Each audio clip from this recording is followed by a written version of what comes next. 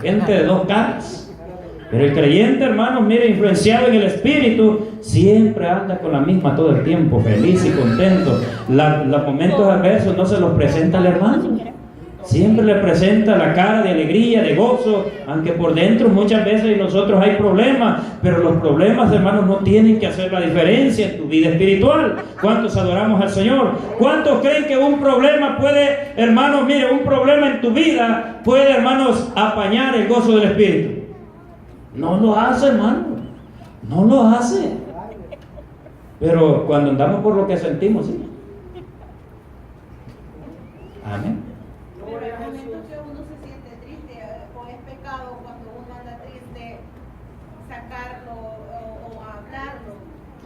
Por eso, hermano, estamos hablando, esas son partes de las emociones, ¿verdad? Los problemas lo que atacan es la emoción del ser humano. Sus emociones ahora andan bajas, a veces andan que usted le hace cara alegre a todo. Pero por eso, hermano, que necesitamos mejor andar, dice la Escritura, en el Espíritu. En el Espíritu. El Espíritu siempre es así, miren. Está hasta con rayo láser anivelado, hermano. No se mueve, siempre está allí. Y esa es la vida del Espíritu que nos habla la Escritura, que andemos en el Espíritu. Ahora pues ninguna condenación hay para los que andan, ¿cómo dice? Ayúdeme. Ahora pues ninguna condenación hay para los que andan, ¿verdad? Los que no andan conforme a la carne, sino conforme al Espíritu. Amén. Porque, hermano, las emociones muchas veces son influenciadas por los problemas en nuestras vidas. Pero ¿para qué vino ese problema? Para robarte el gozo, para robarte el deseo de adorar a Dios. Cosas, hermanos, que ya no tienen arreglo, que ya sucedieron, hermanos, por más que tú le des mente, ya sucedieron y ya no tienen arreglo. ¿Y a su nombre, hermano? ¿Sí? Yo hace algún tiempo, hermanos, tuve la oportunidad, hermanos, se iba a venir mi hija, mi primera hija, mi hija Angie. ¿Cuántos la conocen? Amén. Pero nosotros, ¿verdad? Teníamos temor que mi hija Angie se viniera sola. Bueno, y se iba a venir, bueno, y mi papá estaba aquí y me dijo, ¿sabes qué, hijo? Que se venga mi esposa, dijo, con ella, con la cipota, para que no se venga sola. Y yo le dije, pues era una buena idea, le dije, pero ¿y usted? Esos son sentimientos de las emociones. Ahora bien, tu voluntad. La voluntad es la que va a hacer la elección en tu vida. Si lo que vas a hacer agrada o no agrada a Dios. ¿Cuántas veces tú has llegado a un lugar como una frontera, ¿verdad? Que se te presenta algo para hacer y tú te has parado y te has detenido? Bueno, esto agrada al Señor, esto no agrada al Señor. Pablo dijo, todo me es lícito, mas no todo me conviene. La voluntad es la que cede. Hay creyentes que han dicho, bueno, lo voy a hacer ahora, esto desagrada a Dios, lo hago y mañana me reconcilio. Eso se llama pecado de omisión, que tú sabiendo que es pecado lo haces. Y ese pecado es castigado. Ese pecado es castigado duramente. Así que cuando, hermanos, tengas, ¿verdad?, la oportunidad en alguna ocasión, o que se te presente algo, joven, que estás aquí, ¿verdad? Oh, que está una joven bonita y hoy me dio la oportunidad, mañana me reconcilio, nadie me ve. Dios te ve. Dios te ve. Si lo haces ya sabiendo, es un pecado de omisión que Dios no te va a tener por inocente, porque tú ya sabías que eso ofende a Dios. Y lo hiciste por, hermanos, mire, aprovechar una emoción que se levantó en tu vida. Así que nuestra voluntad nos sirve para decidir y para elegir, para escoger lo que tenemos que hacer. Muchas veces hay situaciones adversas en nuestra vida que te tienen ahí atado. ¿Qué es lo que hago? No sé qué hacer, no encuentro la salida. Hermano, mire, pídele la dirección al Espíritu Santo. Dile, Señor, direcciona mi voluntad. ¿Qué es lo que decido en esta situación? No sé qué hacer. Pero cuando tú te atreves y tomas una decisión correcta, dirigida de parte de Dios, las cosas cambian. Así, y eso se llama voluntad en nosotros. Nuestra voluntad. Nuestra alma tiene que prosperar primero. O sea, mientras nuestra alma no haya prosperado en esas tres áreas, el alma, las emociones, el pensamiento y ¿qué más? O sea, el alma es un ser compuesto de tres partes, que son, una vez más, mente, voluntad y emociones. Mientras esa parte no haya, hermanos, prosperado en nosotros, tendremos problemas en nuestra vida espiritual siempre, todo el tiempo. Todo el tiempo. Por eso que, hermanos, miren, Juan le dice al hermano Gallo: yo deseo que prospere tu alma. Él no le está diciendo, no le está diciendo yo deseo que seas rico en dinero. No le está hablando de eso. Cuando le dice prospere tu alma, es que ponga en orden sus pensamientos, su voluntad y sus emociones, que la dirija bajo la dirección del Espíritu de Dios para que continúe hacia adelante en victoria. Eso es lo que Juan le está diciendo al hermano, diga conmigo, Gallo, pero no de pluma, ¿verdad? Así es. Amén. Eso es lo que le está diciendo. Yo deseo que prospere, así que nuestra alma debe prosperar primero. Nuestras vidas prosperan y nuestra vida va a prosperar después. Tu alma es el conector, oiga esto, tu alma es el conector entre tu espíritu y tu cuerpo, o sea que el alma está al centro. ¿Pueden identificar ustedes el alma? Aquí en los dedos yo estoy haciendo una señal. El alma es esta.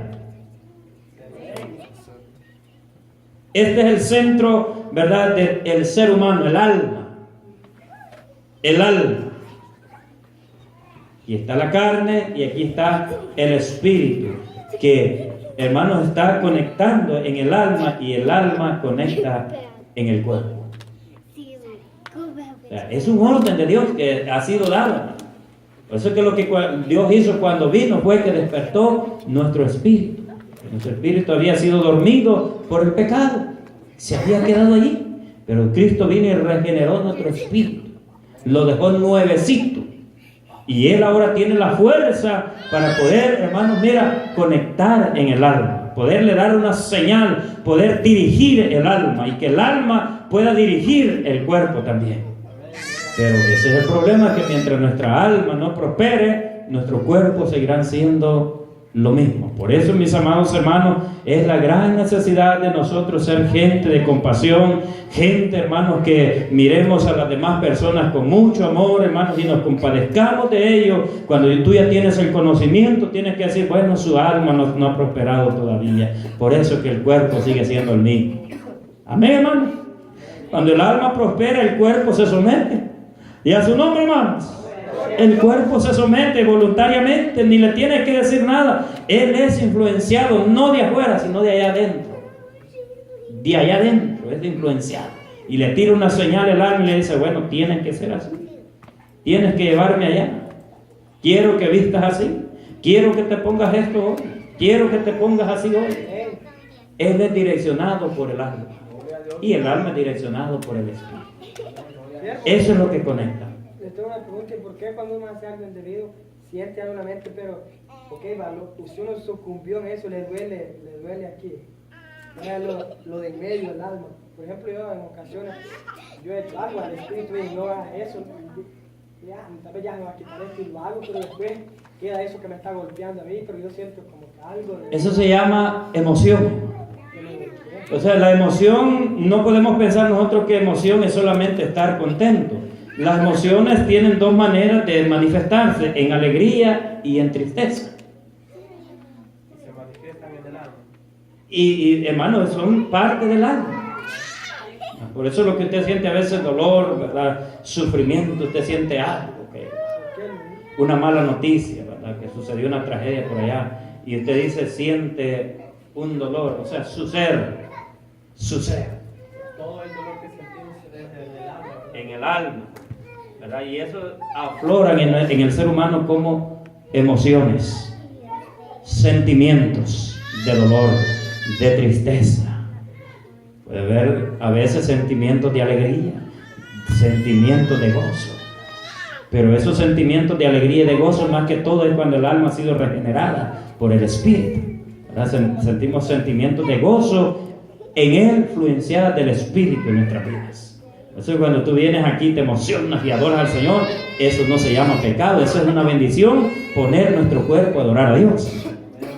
Poner nuestro cuerpo a que le sirva a Dios. Y cuando tu cuerpo aprende a adorar a Dios, hermano, se va sometiendo, se va sujetando cada día, cada momento, se va sometiendo, y el alma va ganando terreno, le está dando orden, y el alma está haciendo también, recibiendo orden del Espíritu. Sigue, continúa, lo estás logrando que el cuerpo se someta a ti, pero tú tienes que seguirte sometiendo a mi voluntad, le dice el Espíritu. Y es una conexión que pasa, como cuando usted choca, ¿verdad?, dos alambres de energía eléctrica. Amén. Yo me recuerdo cuando los hermanos estaban haciendo una corriente por aquí, había un outlet de estos que no tenía corriente, había problemas, hermano Miguel, y buscando allí cuál es lo que lo conectaba. Y mientras no llegaban a donde estaba lo que le daba conexión, no había power ahí. Eso es así. Nuestra conexión número uno, viene de Dios a nuestro espíritu. Y del espíritu conecta al alma, y el alma conecta al cuerpo. Así trabaja Dios.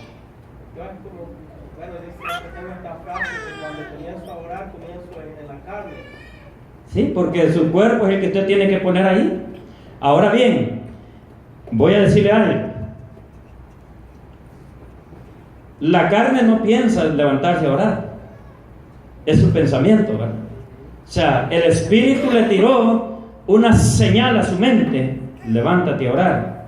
Pero viene ahora bien y le dice el Espíritu, le dice al cuerpo: levántate, quiero orar. O sea, no es que se oye la voz, pero es la forma de comunicación ¿verdad?, de nuestro ser. Una coordenada, ¿verdad? Esa es la manera como Dios se comunica con nuestro ser. Nosotros ni nos damos cuenta ni entendemos esa manera de Dios trabajar en nosotros. Y la carne dice no. Hasta se da vuelta y se enrolla. Pero sigue la mente, sigue diciendo: quiero que nos levantemos a orar. ¿verdad? Y usted, hermanos, empieza a andar. Usted va en contra de la voluntad de su carne.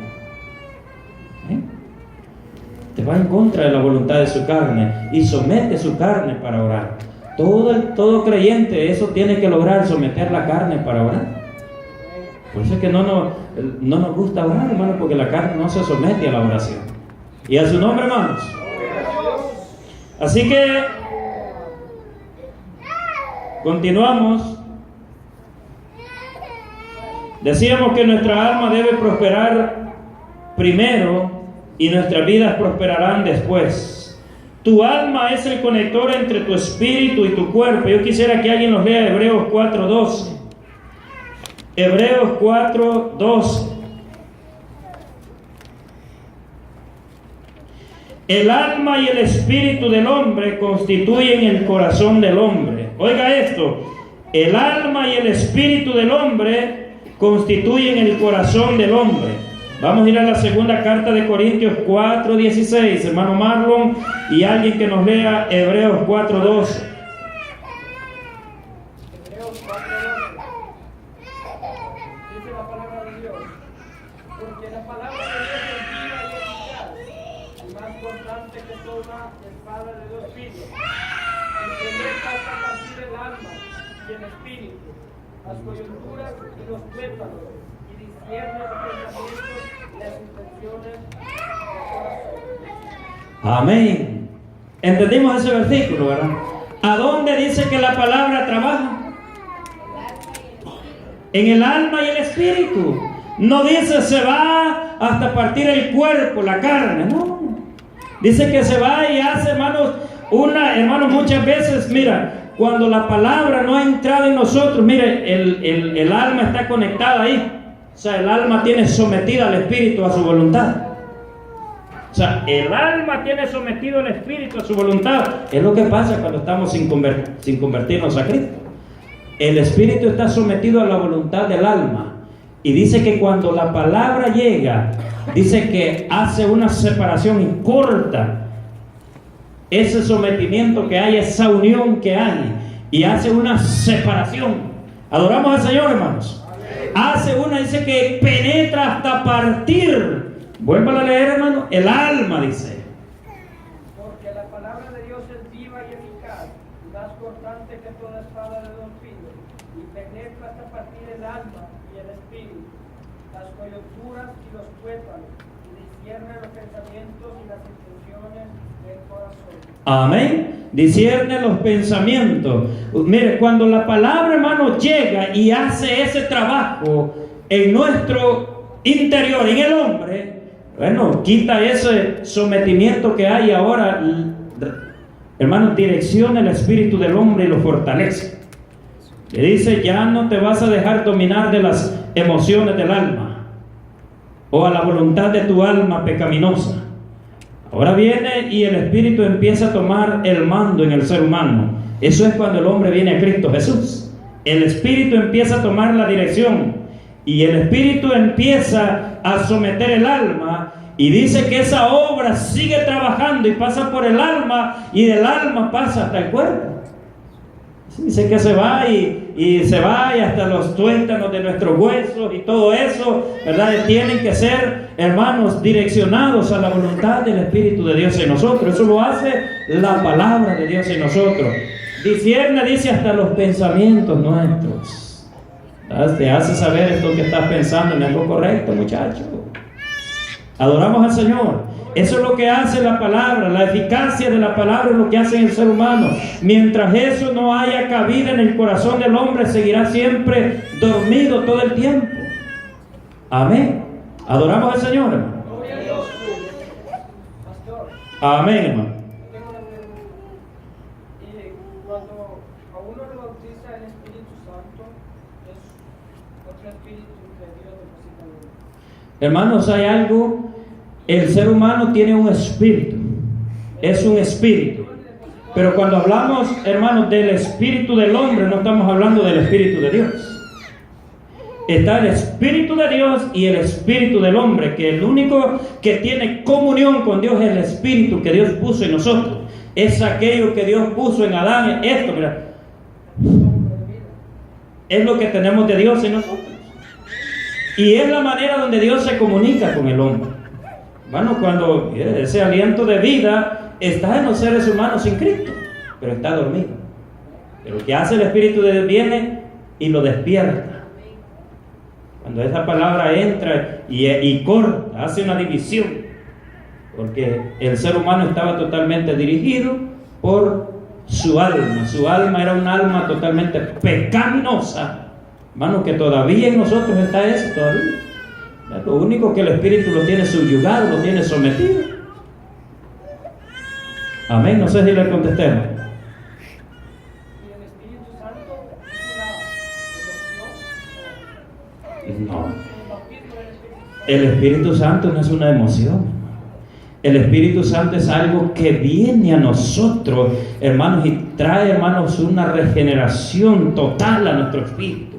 Transforma la mente, transforma el corazón, transforma los pensamientos, hermanos, y va más allá porque nos hace caminar en la voluntad de Dios, nos hace vivir en la voluntad de Dios. Eso es lo que hace el Espíritu Santo en nuestra vida. Por eso que alguien por ahí lo llama como una fuerza. El Espíritu Santo no es una fuerza que viene y se va. El Espíritu Santo quiere venir y vivir en nosotros cada día. Muchos de nosotros nada más tenemos el sello del Espíritu, pero no hemos sido, hermanos, no estamos viviendo una vida en el Espíritu todavía. Cuando creímos fuimos sellados con el Espíritu Santo. O sea, el sello de Dios quedó en nosotros en esa regeneración que hizo en nuestro espíritu. Pero allí la determinación nuestra o nuestra voluntad se somete a querer vivir una vida que el Espíritu Santo venga y permanezca siempre en nosotros. Todos lo creemos, la Biblia, Dios quiere y cree eso para nosotros, espera eso en nosotros, tiene eso para nosotros, pero la decisión la tomamos nosotros. Estar solo con el sello o tener, ¿verdad?, el Espíritu viviendo en nosotros toda la vida. Pero el que no tiene el Espíritu de Dios es el mismo diablo. Ese es de Satanás, dice la Escritura. El que no tiene el Espíritu. Amén. Por eso es que ahorita mismo, miren, hermanos, aquí donde estamos, si yo pregunto cuántos somos del Señor, todos somos del Señor, pero habemos unos que solamente estamos con el sello y hasta se está borrando las letras del sello ya. ¿Sí? O sea, ya el Espíritu Santo, mire, el sello, ¿qué significa? ¿Alguien sabe de qué es un sello aquí? Es algo que lo hace a uno que es propiedad de alguien. Amén. Entonces el sello nos identifica como propiedad de Dios. Amén. Una propiedad que ya le pertenecemos a Dios, pero no quiere decir que ya Satanás está quieto. Satanás no se queda quieto. Y cuando solo vives, hermano, Satanás quiere robar lo que le pertenece a Dios.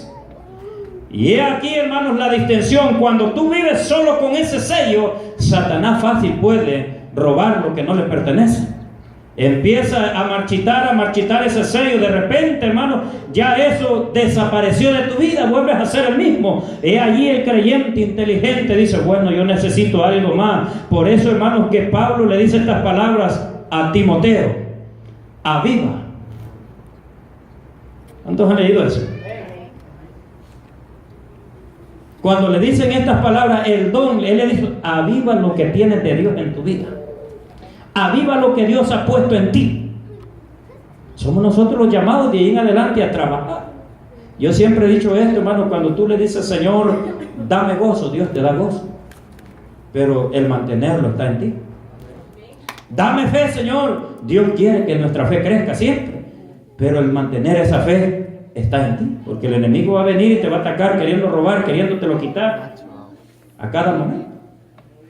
Dios, cuando tú le pides, Él te da. Pero el problema, hermano, que el hecho de que tenga fe no quiere decir que ya Satanás se va a quedar quieto, o que tenga gozo no quiere decir que ya Satanás no se te acerca. No, Él va a venir siempre para querer robar lo que Dios te da. ¿Qué es lo que Él roba en el hombre? Lo que Dios le da. No tenemos nada bueno que pueda robar Satanás, sino lo que Dios nos ha dado. Así que el Espíritu Santo, hermano, no es una emoción, no es una fuerza. El Espíritu Santo es una persona que viene a vivir a nosotros. ¿Verdad? Lo cual, cuando la persona del Espíritu Santo vive en nosotros, la vida del creyente se torna en una vida en el Espíritu siempre. El que lo guía a uno es el Espíritu Santo de Dios. Amén. No es el del humano. No, es el Espíritu Santo de Dios que nos va a guiar a todas. ¿Por qué, hermanos? Muchas veces como creyentes tomamos malas direcciones, porque no estamos siendo guiados por el Espíritu Santo de Dios. Nos dejamos guiar por el espíritu humano. Cuando Pablo le dijo aquí en Éfesos 4:30, dice, y no contristéis el Espíritu Santo de Dios. Por ejemplo, voy a poner de ejemplo, si yo constrito el Espíritu Santo de Dios, entonces ya no me va a guiar el Espíritu, voy a quedar en la mera carne. ¿Sí me entiendes? Y no contristéis. El Espíritu Santo de Dios. Ahora yo voy a hacer una pregunta. ¿Qué es lo que hace? Estamos en claro que el Espíritu Santo es una persona, ¿verdad? Es Dios. Él es Dios, es una persona, no es una fuerza, no es una emoción instantánea, es una persona. Entonces, por lo cual, cuando Pablo dice no contristéis, los que se contristan son los seres humanos, o sea, las personas, no humanos, porque el Espíritu no es un humano. Perdón, hago, ¿verdad?, una aclaración. No es un humano, es una persona divina en nosotros. Pero cuando nosotros hacemos cosas que desagradan a Dios, por ejemplo, no puede venir un creyente que vive el Espíritu en él y hacer pecado de fornicación. Eso constrita el Espíritu. El cual fue sellado. Con el cual fuiste sellado. Porque como vuelvo y repito, muchos creyentes solo están sellados nada más. Que le pertenece a Dios, propiedad de Dios. El sello te hace propiedad de Dios. Pero necesitas que no solamente tener el sello, sino que Dios en persona vive en ti, porque tú eres llamado al templo de Dios. Y eso se necesita avivarlo, y tú lo vas a pedir en oración. Por eso entonces no dijera Dios que pidamos al Espíritu Santo que Él tiene para darnos, si ya está en nosotros, ¿para qué lo vamos a pedir? Está el sello, mi hermano. Dice la Biblia, si nosotros siendo malos sabemos dar buenas cosas a nuestros hijos, ¿cuánto más Dios dará el Espíritu a quienes se lo pidan? Pero entonces ya el Espíritu está viviendo. No, el sello está en ti, que sos propiedad de Dios. Pero necesitas pedir que el Espíritu Santo venga y vivir en tu vida en la plenitud del Espíritu de Dios en ti. Amén. Y a Él, cuando ya viva en ti, es que tienes que caminar, hermanos, de una manera acorde a la voluntad de Dios. Porque entonces ya, hermanos, cuando tú tengas la persona del Espíritu y tú seas el templo de Dios, tú lo puedes contristar. Y si tú lo contristas, Él va a decir, me voy de esta casa. Ya no quiero estar aquí. Prácticamente el Espíritu Santo es un regalo un regalo, una gracia de Dios en nosotros. Nosotros lo pedimos. Cuando tú tienes el sello, tienes libertad de pedir. Pero ¿qué es lo que contrista el espíritu? Porque más que todo, mira, los pecados que atentan en contra del cuerpo son los que contristan más el espíritu. Porque el cuerpo es el templo de Dios. Sí, pastor, eso es porque a veces muchos buscamos, ¿verdad? Eso, el bautismo del Espíritu Santo. ¿Por qué será que si lo, como usted dice, si lo pedimos, no llega? ¿Por qué cuando lo buscamos a veces no llega? ¿Será que estamos pidiendo bien o será que no estamos actuando bien conforme a la palabra de Dios? Muy buena pregunta. Yo dije hace un momento que el espíritu, o sea, cuando hablamos de vino nuevo, estamos hablando de lo que Dios nos da, o sea, del espíritu. Es una forma simbólica de hablar del espíritu. No está diciendo que es líquido. Dice que tiene que ser derramado, el vino nuevo tiene que ser derramado en odres nuevos, ¿verdad? Cuando hablamos de odres, está diciendo en recipientes nuevos. De manera que si nosotros, hermanos, todavía, hermanos, está el odre. Puede ser que tengas el sello de Dios, pero el odre todavía no ha sido renovado. Por eso la renovación es necesaria en nosotros, hermanos.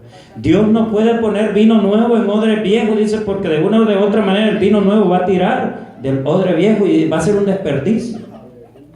Amén. He allí la necesidad, hermano. He allí la necesidad. Eso sucede muchas veces. Por eso, hermano, mira, empieza a decirle al Espíritu Santo, controla mi mente y mis emociones, y empieza a hacer un recordatorio, un recorrido en mi vida, en tu vida, así como los tapes que habían antes en las grabadoras, que tú los podías, ¿verdad?, retroceder para ver lo que había sucedido antes. Haz un recorrido hacia atrás en tu vida. ¿Cuáles son las cosas que ya no te sirven ahora y algunas de ellas que te están haciendo problemas? Que están ocupando el espacio que ese vino de Dios necesita ocupar en ti y en mi vida. Sí, el bautismo del Espíritu Santo no es simplemente hablar en lengua, porque hay otro bautismo, siempre tiene que haber así alguien que haga. La señal evidente del bautismo del Espíritu Santo es las lenguas. Esa es la señal inicial. Inicial, allí inicia todo. Ahí es la entrada. ¿Usted cree que Dios puede bautizar a una persona y no puede hablar en lengua? Y no puede bautizar. Creo. O sea, llenarlo, porque di la palabra y en lo mismo en Efesios 5, 18 dice, antes bien ser llenos del Espíritu. Amén. Cuando se trata, por ejemplo, usted ya ratito dijo que el Espíritu Santo está a un nivel así. Y pero cuando dice ser lleno, porque va a crecer algo. Amén. Ahora bien, ahora estamos entrando en la parte, ¿verdad? Que cuando Cristo viene a nosotros nos da el sello que somos propiedad de Él, pero necesitamos ser llenos, ¿verdad? Así que hoy ya estamos en claro que tenemos, el hombre cuando viene a Cristo tiene el sello del Espíritu que es propiedad de Dios, pero ahora necesita ser lleno. O sea, lo que está diciendo es que necesita vivir la plenitud en el Espíritu, necesita convertirse en el templo, o sea, en la casa de Dios, que el Espíritu viva en él ya permanentemente y que no se vaya. Amén. Así que por eso, mis amados hermanos, es la necesidad de ser llenos. Llenos. ¿Y cuántos quieren ser llenos? Hermano, cuando el Espíritu viene a nosotros, ¿cuál es la manera que el Espíritu se comunica con Dios? ¿Será que en el lenguaje nuestro? No, hermano. Por eso es que lo primerito que el creyente, cuando es lleno del Espíritu, en la plenitud del Espíritu, lo que se escucha en él es la manifestación de las lenguas, porque el Espíritu se comunica con Dios, y la única manera de que el Espíritu se comunica con Dios es en otras lenguas, no con las nuestras. Por eso, hermano, que esa es una señal, es una señal, es una evidencia que esa persona está, hermanos, siendo transformado o está siendo lleno del Espíritu Santo. ¡Qué maravilla es esa! ¡Qué preciosa es esa! Amén. Pero necesitamos darle nosotros la libertad. Enseña de que una persona puede recibir cualquier otro don y no ser lleno. Hermanos, la llenura del Espíritu hace una explosión en el creyente, que lo cual, hermanos, puede venir y empieza a recibir dones, que los dones son dados del Espíritu. Pero eso no puede venir si no está la llenura en la vida del creyente. Si la persona no ha sido llena aún, todavía no puede recibir entonces ninguno de los dones. Ok, estamos entendiendo, ¿verdad? Ujú. No sé si además del versículo le quedó claro, pero no sé si yo entendí una enseñanza que yo antes usted, que el bautismo del Espíritu Santo es la llenura. La llenura del Espíritu en La nosotros. llenura y andar, ¿verdad? Conforme. Ese es el Amén. bautismo. Mantenerse lleno siempre. Ese es el bautismo. Ujú. Pero ahorita está diciendo usted, ¿verdad? Que una de las características que el creyente da, que ha sido lleno, es hablar en lengua. Amén. Esa es la única. Entonces, pero si hay otros dones, hay otras personas que tienen otros dones y no hablan lenguas, es que no han sido llenos. Es que, hermano, los otros dones son derivados de la llenura del Espíritu Santo. Porque son dones que los da el Espíritu Santo, no los da otro. Mientras la persona no tenga llenura, no puede tener dones del Espíritu si no está lleno del Espíritu. ¿Cómo, hermano, usted puede decir, cómo yo le explico esto? Quiero para entender. Los dones son dados del Espíritu. ¿Cómo un creyente sin estar lleno del Espíritu puede tener dones? No puede, porque el único que da los dones es el Espíritu Santo. Entonces, sí puede tener dones y no hablar lenguas. No puede tener los dones si no es lleno del Espíritu Santo. Eso es lo que yo ya Ajá. Hermano, es que las lenguas es un don. Nosotros lo vemos como un don, pero más que todo es una comunión del Espíritu que habla con Dios. Que cuando el hombre se llena de Dios, hermanos, mire, el Espíritu se regocija en nosotros y vive en nosotros y se comunica con Dios y aflora en lenguas, adorando a Dios en lenguas. ¿Verdad? Eso es algo que da a entender que esa persona está siendo llena del Espíritu, y a través de esa llenura del Espíritu después se manifiestan los dones. Los dones. ¿Verdad? Ustedes son gente lectora de la palabra. Dice la Biblia que nunca se había visto antes esto, pero fue una manera de Dios en esta ocasión de traer lenguas al pueblo, hermanos, que ellos eran entendibles. Pero, hermanos, el que hablaba, él no sabía lo que estaba hablando, sino que era otro que lo entendía, ¿verdad? De las que se sucedieron en el Pentecostés se cree, hermanos, estudiando, que fueron lenguas humanas, idiomas humanos, pero el que los hablaba no sabía lo que estaba hablando. Sucedió, dijo un judío convertido al Evangelio, dijo, en una ocasión yo fui a un campamento de jóvenes y Dios quiso darme un mensaje, dijo él, y un joven estaba hablando y de repente empezó a hablar en hebreo. Y yo entendí claramente lo que dijo en hebreo ese joven. Y más después yo me acerqué y le pregunté y le hablé en hebreo, y él no hallaba que contestarme. Y le dijo, pero yo te hablo así porque tú hablas en hebreo. Y le digo, yo no hablo hebreo, pero si hace un momento tú estuviste hablando en hebreo y yo te entendí claramente, Dios me habló a través de ti. Pero el joven ni se daba cuenta. Son momentos determinados que Dios lo hace de esa manera, porque Dios no tiene límite en los diablos. Amén. Amén.